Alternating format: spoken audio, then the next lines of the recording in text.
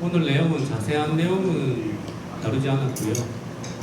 핸즈온 하는데 필요한 정도의 기본적인 아나토미 그리고 스캔법 위주로 강의를 꾸며보았습니다. 그럼 시작하도록 하겠습니다.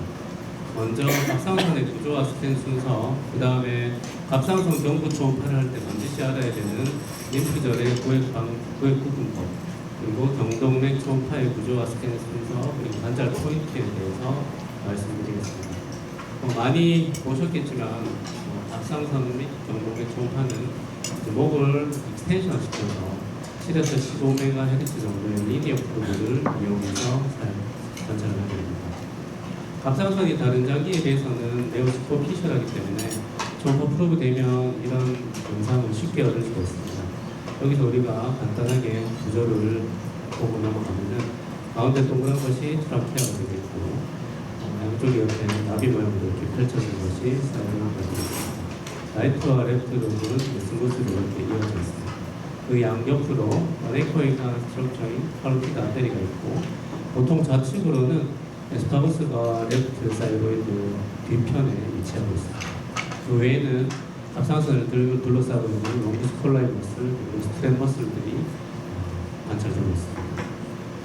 갑상선은 보통 우리가 크기를 측정을 하는데 고이터가 있다라는 기준은 사람마다 조금씩은 다를 수 있지만 일반적으로 두께가 15mm 이상이면 좀 두꺼워졌다, 고이터가 있다 이렇게 여기다 지고 있고, 혁부의 경우에는 5mm 정도까지는 정상으로 생각을 하시면 되겠습니다. 갑상선은 처음부터 갑상선만 바로 스캔을 하는 것이 아니라 갑상선 주위에 있는 구조물도 같이 확인하면서 스캔을 합니다. 그래서 처음에 이제 텅 베이스부터 시작을 합니다. 텅 베이스에서 서브리규얼 글랜드도 같이 관찰을 할 수가 있고요. 여기서 조금 내려가다 보면은 여러 가지 랜드마크인 하이오이드 본이 관찰됩니다. 조금 더 내려가게 되면은 이런 뾰족한 삼각형 모양의 사이로이드 카til리지가 관찰되고, 좀 더 내려가면 말발굽 모양의 크리코이드 카til리지를 관찰할 수 있습니다. 영상을 보시면 처음에 이제 텅 베이스, 그리고 호라케프의 베이스를 이루는 밀로 하이오이드스, 텅 베이스, 서브레기얼 글랜드가 관찰되고 있고, 아래쪽으로 천천히 내려가게 되면은 우리가 림프노드 레벨을 구분하는 데 중요한 랜드마크가 되는 하이오이드 하이오이드는 본이기 때문에 뒤쪽에 이제 포스틱 쉐도우 때문에 하얀 리니어 스트럭처로 보이고, 그다음 뾰족하게 생긴 사이로이드 카til리지가 관찰됩니다. 그 다음 계속 내려오게 되면은 이런 말발굽 모양의 크리코이드 카til리지가 관찰되는데, 이 크리코이드 카til리지 또한 여러 가지 레벨 부분의 랜드마크가 됩니다. 그 아래쪽에서 이제 사이로이드 스무스 라이트 트라케아가 관찰되면서 이렇게 더 아래쪽부터 아래쪽으로 쭉 내려오면서 주위에 다른 이상은 없는지 관찰하는 것도 중요하겠습니다. 갑상선을 관찰하는 순서는 사람마다 이제 기준을 정하면 됩니다. 꼭 이런 순서를 할 필요는 없는데, 저 같은 경우는 먼저 이 스무스를 관찰을 하고요. 그 다음에 라이트 로브를 트랜스버스 사지탈로 관찰하고, 레프트 로브를 또 트랜스버스 사지탈로 관찰하고, 도플러를 띄워서 갑상선 실질을 도플러가 어떻게 되는지, 그 다음 주위에 림프노드 레벨들을 쭉 확인을 해서 이상한 림프노드 소변이 없는지 관찰하는 순서가 됩니다.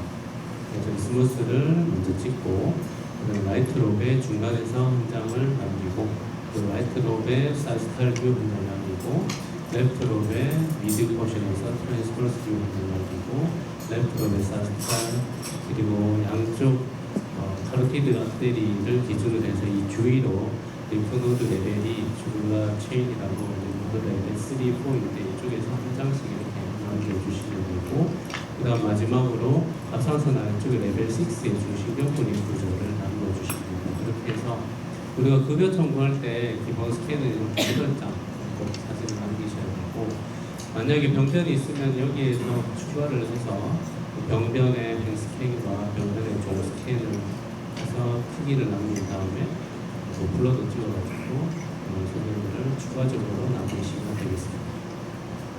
갑상선 스캔은 이렇게 뭐 특별한 건 없습니다. 이렇게 찍어보고, 우리가 제일 중요한 것이 갑상선의 결정을 어떤 식으로 판단을 하느냐가 있습니다. 그래서 최근 업데이트 됐지만 페이트라드 이밸루에이션에 대해서 간단하게 말씀 컴포지션이 뭐 솔리드하냐, 프리도미넌트리 솔리드하냐, 프리도미넌트리 시스틱하냐, 시스틱하냐, 그 스펀지 폼을 이렇게 봅니다. 여기서 이제 솔리드한 것이 아무래도 조금 해서 리스크를 풀 수 있겠고요. 그 다음 스펀지 폼이라는 것은 그런 솔리드 포션과 시스틱 포션이 50대 50 정도로 섞여 있는데, 이런 시스틱한 포션이 뭐고 시스틱하게 스펀지 형태로 나타나는 이런 소리입니다. 이런 소리는 비나인을 시사하는 소리라고 생각하시면 되겠습니다. 그 다음에 에코제네시티를 보는데, 에코제네시티는 이런 주위 스트레머스 무대에 떨어져 있는 것을 마키들리 하이퍼이콜이라고 얘기를 해서, 이것이 이제 캔서 악성 위험도가 높은 그런 소리가 되겠고, 그 다음에 갑상선은 실제로 약간 떠지게 많이도 하고, 그리고 같은 것이 아이소, 그리고 높은 것이 하이퍼이콜 정도로 되겠습니다. 그리고 결절의 오리엔테이션이 또 중요한데, 우리가 가로로 이렇게 누워있는 것을 패러렐 오리엔테이션이라고, 이렇게 깊이가 폭보다 깊은 것을 넌 패러렐 오리엔테이션이라고 해서, 이런 넌 패러렐 오리엔테이션이 캔서의 리스크를 올리는 소리가 되겠습니다. 그리고 마진은 이렇게 스무드한 것보다는 일레귤러하거나 일디파인한 것들이 좀 더 캔서의 리스크가 높다고 생각하시면 되겠고, 내부의 에코제닉 포사에도 이렇게 컴페이티드 에코제닉 포사에 한 2mm 이하의 이런 칼시피케이션이 보이는 마이크로 칼시피케이션 소견이 캔서 리스크가 좀 더 높은 소견이 되겠고, 나머지 마크로 칼시피케이션, 링 칼시피케이션 이런 것도 뭐 캔서 리스크가 없다고 볼 수는 없지만 그런 것도 이제 기술을 하시면 되겠고, 그 다음에 좀 조심돼서 헷갈릴 수 있는데, 시스틱한 경우에 내부에 이런 컬로이드로 인한 이런 아티팩트 때문에 생기는 코메테인 아티팩트가 있습니다. 이런 것들은 이제 칼시피케이션으로 오인하면 안 되겠습니다. 그렇게 해서 페이트라드 5 악성 위험도 60% 이상의 하이 서스피션 이런 모듈은 솔리드 하이포이코에다가 세 가지 캔서를 시사하는 서스피셔스 피처, 마이크로 칼시피케이션, 일레귤러 마진, 넌 패러렐 오리엔테이션 중에 한 가지라도 있으면 하이 서스피션 페이트라드 5로 정리를 하시면 되겠고, 기준으로는 1cm 이상에서 IPL을 시행하시면 되겠습니다. 그 다음 케이트라드 4 인터미디에이트 서스피션은 솔리드 하이포이코에 가면서 이런 서스피션 피시가 없거나 파셜리 시스틱 하면서 이런 서스피셔스한 피처가 한 가지 있는 경우에 케이트라드 4 정도로 정리를 해서 IPL에 마찬가지로 1cm 이상에서 시행하시면 되겠습니다. 파셜리 시스틱하거나 아이소 하이퍼이코이한데 서스피셔스 피시가 없는 경우는 케이트라드 3, 3에서 15% 악성도로 생각을 하시면 되겠고, 1.5cm 기준으로 시행하면 되겠고, 앞서 말씀드린 이런 스펀지 폼 영상을 보입니다. 시스틱한 경우에는 악성도를 보이기 때문에 이제 회전을 권장하고 있지 않습니다. 하지만 이런 1cm 이상으로 되어 있지만 우리가 선택적으로 이런 캔서가 강력하게 의심되는데 주위에 중요한 장기, 리커런트 라린저 로브라거나 아니면 베슬이나 트라키아 근처에 인접해 있는 그런 캔서 의심 소견이 있는 경우에는 5mm 이상의 정도 빼내는 시행을 할 수가 있습니다. 그래서 이런 급여 초음파를 했을 때 한국 초음파계나 일본 초음파계에 있는 이런 판독지에 잘 기술을 하시면 되겠습니다. 다음으로 우리가 정부 초음파를 볼 때 꼭 알아야 되는 푸노드 레벨에 대해서 간단하게 말씀드리겠습니다. 이 푸노드 레벨은 이런 카로티드 아테를 기준으로 해서 이 안쪽을 센트럴 컴파트먼트, 그리고 이 카로티드 아테리 SCM 바깥쪽을 라테럴 컴파트먼트로 이렇게 구분을 하겠습니다. 이 센트럴 컴파트먼트에는 터갈의 레벨 1, 그 다음에 갑상선 주위로 있는 것이 레벨 6, 그리고 서브스턴을 넣지 않은 쪽이 레벨 7로 되겠습니다. 레벨 1과 레벨 6에 나누는 랜드마크는 하이오이드 보험이겠고, 레벨 10, 그리고 아래쪽에 이제 폴딩 같은 게 있는데, 이것은 센트럴 컴파트먼트 바깥쪽, SCM 바깥쪽 SCM을 따라서 있는 것이 주글라 체인인데, 이쪽이 레벨 2, 3, 4가 됩니다. 레벨 2, 3, 4를 또 나누는 기준이 레벨 2와 레벨 3가 하이오이드 보험이 되겠고, 레벨 3와 레벨 4를 나누는 기준이 크리코이드 카틀리지가 있습니다. 이렇게 이제 보시면 되겠고요. 그래서 1번과 6번, 그리고 2번, 4번은 하이오이드 보험으로 나누는데, 이 하이오이드 보험과 또 일치하는 레벨이 카로티드 아테리가 바이케이션 되는 그 레벨과 같다고 생각을 하시면 되겠습니다. 그리고 레벨 3와 레벨 4를 나누는 기준이 앞서 말씀드린 크리코이드 카틀리지고, 또 다른 기준으로 보시면 카로티드 아테리아 오모하이오드머스가 크로스되어 있는 이런 부분이 되겠습니다. 이 부분은 뒤에서 보면서 또 보여드리겠습니다. 그리고 트라비엘 주스 앞쪽이 레벨 5인데 레벨 5A와 5B는 글코이드 카트리지 레벨에서 같이 넣는다고 생각하시면 되겠습니다. 그래서 랜드마크가 하이오이드 폼 그리고 카로티드 아테리아 바이케이션 등을 부분에서 만든 겁니다. 그리고 크리코이드 카트리지와 오모 하이오이드 머슬과 카로티드 아테리가 크로스되는 이 부분에서 3와 5의 5B가 나누게 됩니다.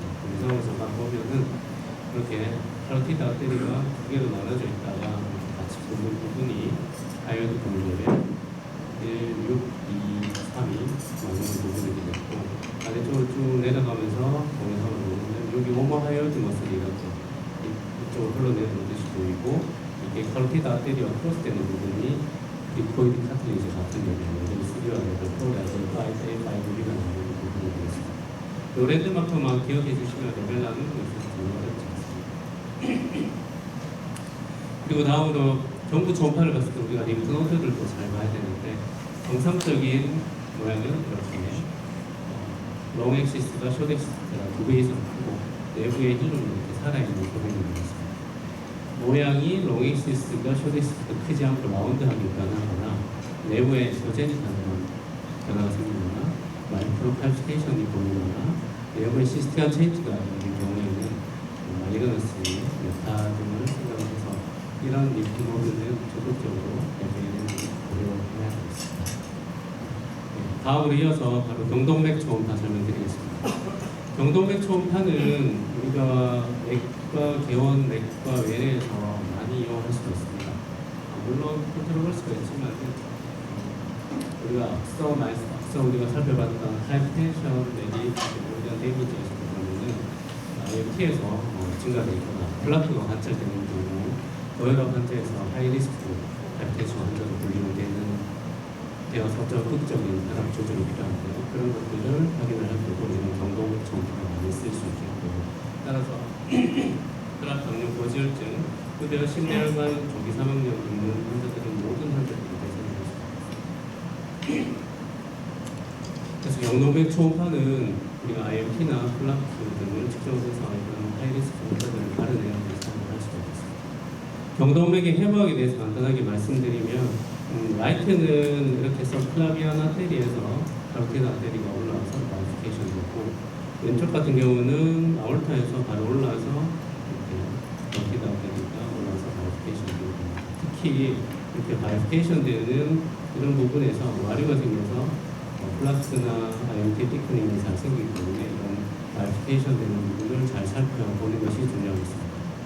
경동맥 초음파의 어프로치 방법은 보통 SCM 기준으로 앞쪽에서 보는 안테리어 그리고 옆에서 보는 라테럴 어프로치를 많이 하는데 이런 경우는 위쪽으로 카로티드 아테리를 따라 올라가다 보면 만디블 앵글에 걸려가지고 디스탈까지 충분히 못 보는 경우가 발생할 수 있습니다. 이런 경우에는 SCM 뒤쪽에서 접근해서 앞쪽에 있는 주물라 베인을 소니 윈도우로 해가지고 보는 포스테리어 어프로치 법도 이용할 수 있겠습니다.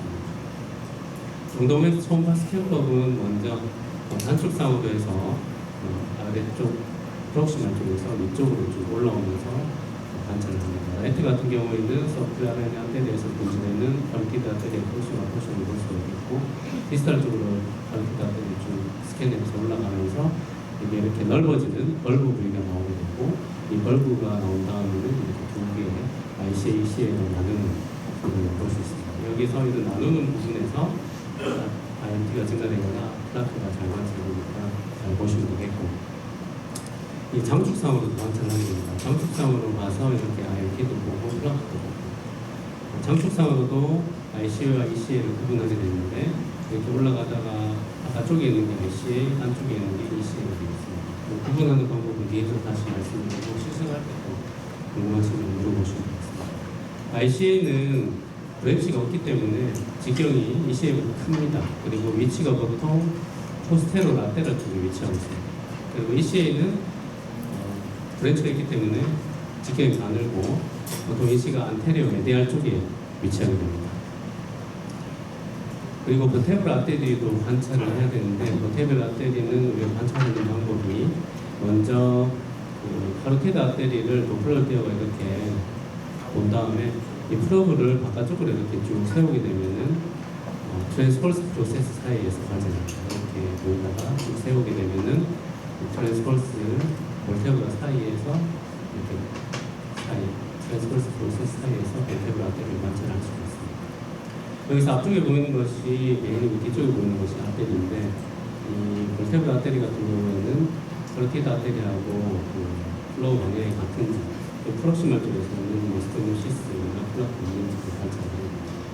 가끔 어지럼증을 호소하는 환자들 중에서 프록시말 시에가 막혀가지고 생기는 서클라비안 스틸 신드롬을 만나고 있습니다. 이쪽으로 피가 못 가기 때문에 반대쪽 피가 이렇게 돌아서 이쪽으로 내려옵니다. 이렇게 되면은 병변 측의 볼테브라 아테리아 플로우 다이렉션이 카로티드 아테리아와 반대로 이렇게 뒤집어지는 현상이 보이고 이런 경우에는 서브클라비안 스틸 신드롬으로 진단을 할 수가 있습니다.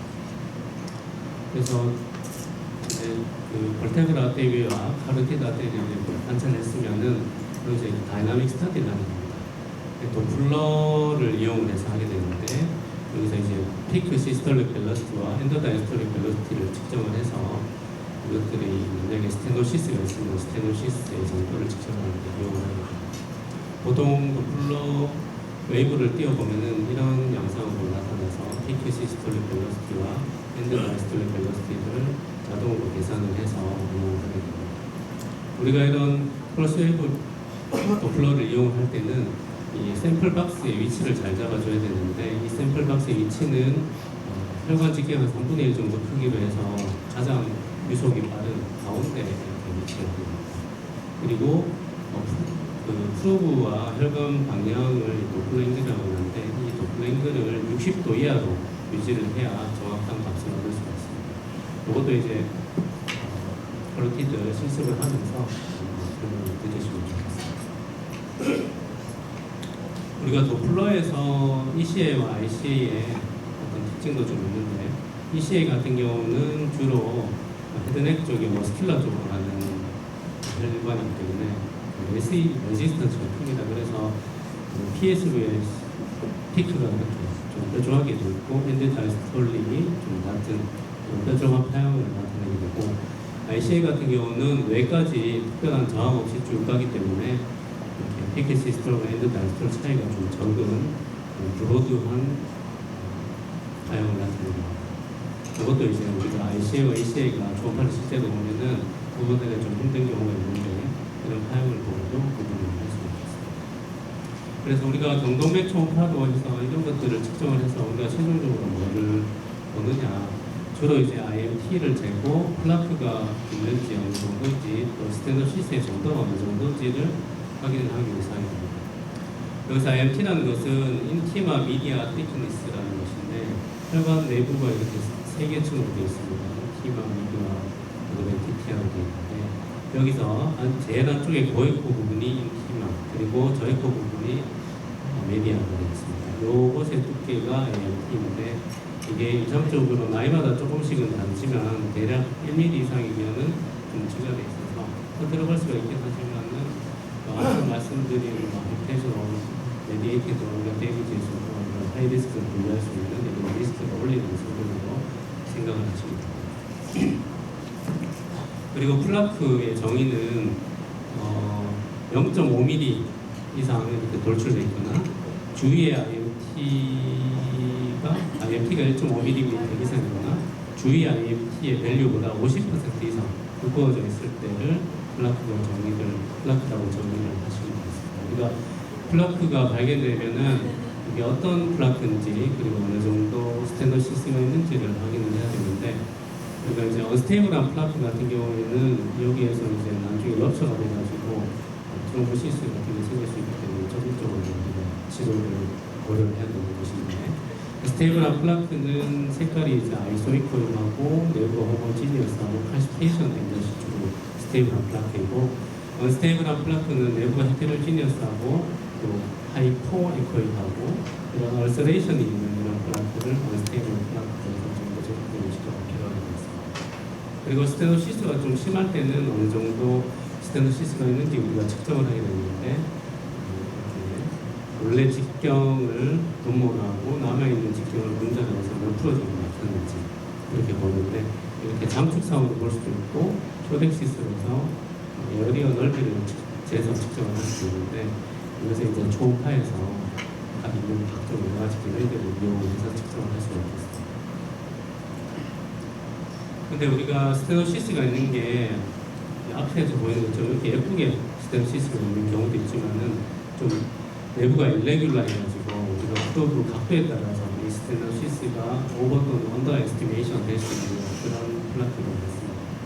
특히 스테노시스의 정도가 한 50% 이상이 되는 그런 일레귤라인 스테노시스가 있는 경우가 많기 때문에 정확한 판단이 앞서 보던 이런 비모드에서는 좀 어려울 수가 있습니다. 그래서 이런 경우에 우리가 도플러를 이용한 속도를 이용해서 스테노시스를 측정을 하게 되는데, 이 이론적 배경은 스테노시스 정도가 60% 이상 되게 되면 그 스테노시스 있는 부분에서 플로우 벨러시티가 급격하게 올라가요.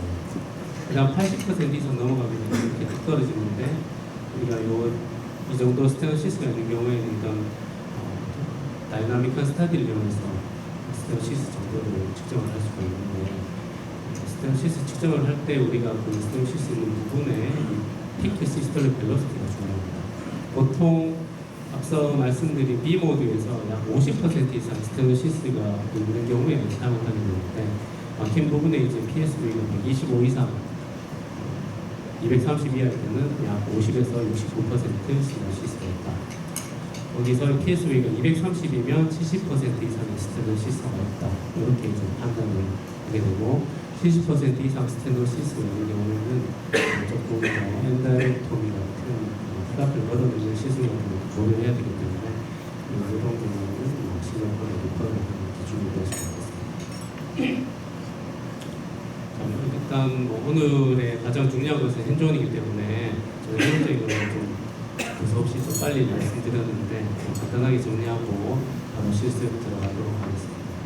우리가 사이로이드 관찰할 때 우리가 사이로이드 바로 관찰하는 것이 아니고 형 베이스부터 우리가 랜드마크가 되는 사이로이드 카틀레지를 본 다음에 사이로이드를 관찰해서 보험인 경우에는 이렇게 사진을 남겨야 된다 하는 것이고, 그리고 이 사이로이드 관찰할 때 반드시 림프노드도 관찰을 해야 되고, 림프노드가 이상이 있으면은 이런 분류법에 의해서 1번부터 7번까지 림노드 레벨을 구분할 줄 알아야 된다. 중요한 랜드마크는 하이어드 벙크리코이드 카틀레지, 이것을 알아야 되겠고, 그리고 카로티드 손으로 할 때는 IMT를 측정하는 법을 알아야 되겠고, 그리고 내부의 플라크가 관찰되는지를 관찰을 하고, 관찰될 때는 이게 언스테이블한 플라크인지 구분을 할 줄 알아야 되겠고, 플라크의 정도가 내각을 50% 이상 좁게 해서 정확한 측정이 어려울 때는 그냥 도플러를 이용한